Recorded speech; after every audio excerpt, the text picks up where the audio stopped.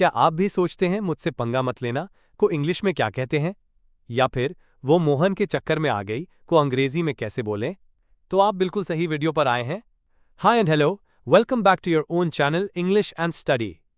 आज हम सीखेंगे ऐसे ही धमाकेदार, स्टाइलिश और रोजमर्रा की जिंदगी में बोले जाने वाले हिंदी वाक्यों के इंग्लिश सेंटेंसेस जैसे वो रोज मुझसे बहस करता है, कल उसका मूड खराब था, वो किसी के बहकावे में नहीं आएगा, और भी बहुत कुछ।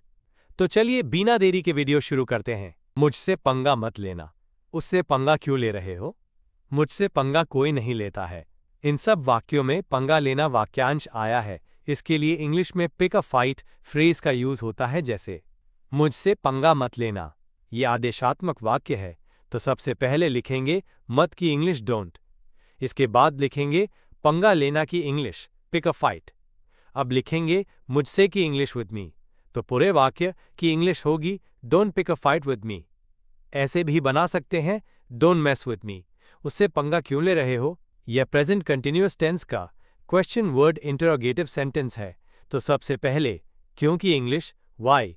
इसके बाद लिखेंगे हेल्पिंग वर्ब आर। अब लिखेंगे सब्जेक्ट तुम के लिए यू।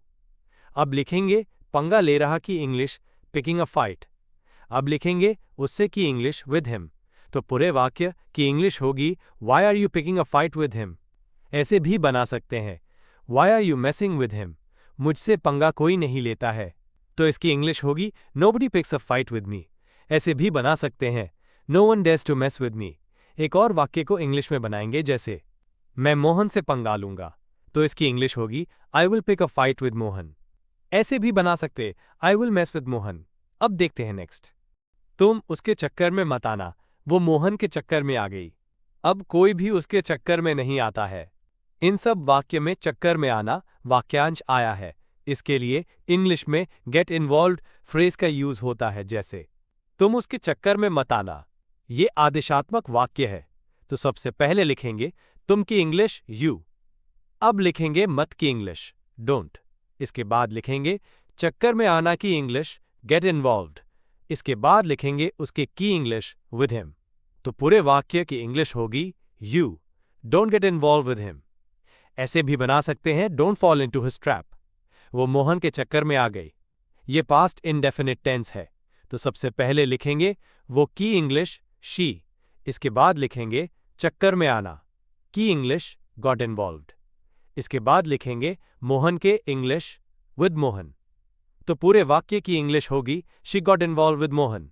ऐसे भी बना सकते हैं she fail into Mohan's trap. अब मैं किसी के चक्कर में नहीं आऊंगा। ये फ्यूचर सिंपल टेंस है, तो इसकी इंग्लिश होगी now I won't get involve with anyone.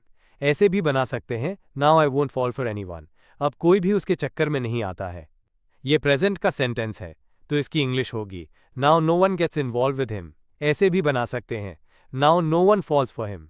अब देखते हैं नेक्स्ट। वो किसी के बहकावे में नहीं आता है।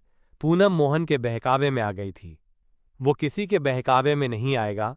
इन सब वाक्य में किसी के बहकावे में आना वाक्यांश आया है। इसके लिए इंग्लिश में fall under one's influence phrase का यूज होता है। इस फ्रेज में फॉल मेन वर्ब में है। अब देखते हैं वाक्यों की इंग्लिश, जैसे वो किसी के बहकावे में नहीं आता है। ये प्रेजेंट इंडेफिनिट टेंस है, तो इसकी इंग्लिश होगी he doesn't fall under anyone's influence.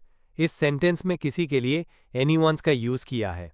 ऐसे भी बना सकते हैं he doesn't get misled by anyone. वो किसी के बहकावे में नहीं आएगा। ये फ्यूचर सिंपल टेंस है, तो इसकी इंग्लिश होगी he won't fall under anyone's influence. ऐसे भी बना सकते हैं he will not be misled by anyone. Poonam Mohan के बहकावे में आ गई थी। ये पास्ट टेंस है, तो इसकी इंग्लिश होगी Poonam fell under Mohan's influence. ऐसे भी बना सकते हैं Poonam was misled by Mohan. एक और वाक्य को इंग्लिश में बनाएंगे, जैसे हमें किसी के बहकावे में नहीं आना चाहिए था। इस वाक्य में पास्ट में कोई काम नहीं होना चाहिए था का भाव है, तो इसकी इंग्लिश होगी we shouldn't have fallen under anyone's influence. ऐसे भी बना सकते हैं we shouldn't have been misled by anyone. अब देखते हैं नेक्स्ट। वो पूनम से बहस कर रहा है। वो रोज मुझसे बहस करता है। आप क्यों उससे बहस कर रहे हो? इन सब वाक्य में बहस करना वाक्यांश आया है।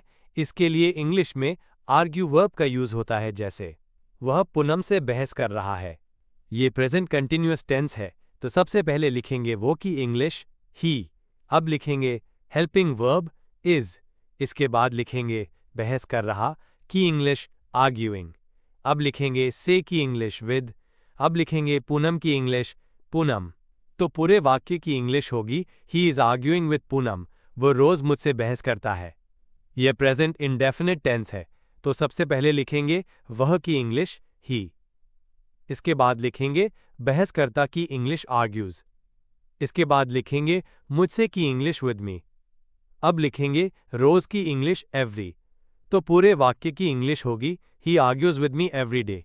आप क्यों उससे बहस कर रहे हो?